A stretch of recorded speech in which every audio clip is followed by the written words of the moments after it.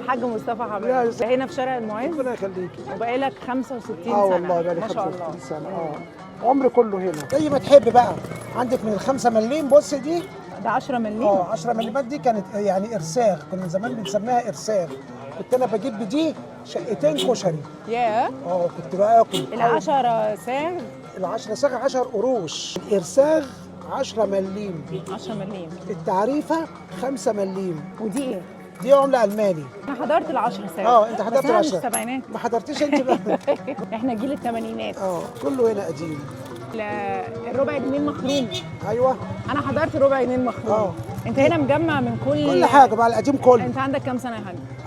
تديني كام سنه؟ لا 50 سنه. يا شيخ يا ريت. انا عندي 70. ما شاء الله ما شاء الله. بقالك قد ايه هنا في المكان؟ بقالي هنا جيت وانا عندي 5 سنين وانا عندي 70 سنه. انا بقالي 65 سنه هنا. تشتغل هنا بقالك 65 سنه؟ والله ابويا جابني وانا صغير هنا.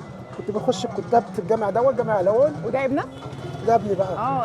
ورثني انا وابويا. يعني انت عندك كام ولد ما شاء الله؟ عندي ولد و6 بنات. عشان كده انت لازم تيجي تكمل المسيره. بتحب الشغلانه. بحبها طبعا. ايه اكتر حاجه محباك في النحاس مع ان انت من الجيل اللي هو جديد يعني؟ بس اللي حبتني فيها ان هي مختلفه وحلوه.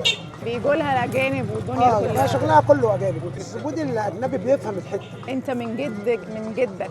انا وانت عندك 5 سنين. انا من جد ابويا، ابو ابويا وابويا وانا. تعرف تفرق بين النحاس المغشوش والنحاس طبعا القديم القديم ده كله شغل ايد. حتى طرقه ايد، يعني تصنيعه. يعني مثلا صينيه يجيبوا الصينيه دي. انا شايفه عندك صينيه ما شاء الله. دي بتاعت العمده دي بقى. كانوا بيقعدوا العيله كلها كده حوالين الصينيه دي. ممكن نشوفها؟ بيحطوا 20 كيلو.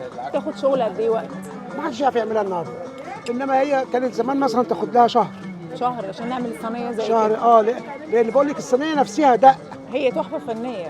يعني ما فيهاش اي حاجه في مكن. كلها شغل يدوي. كلها شغل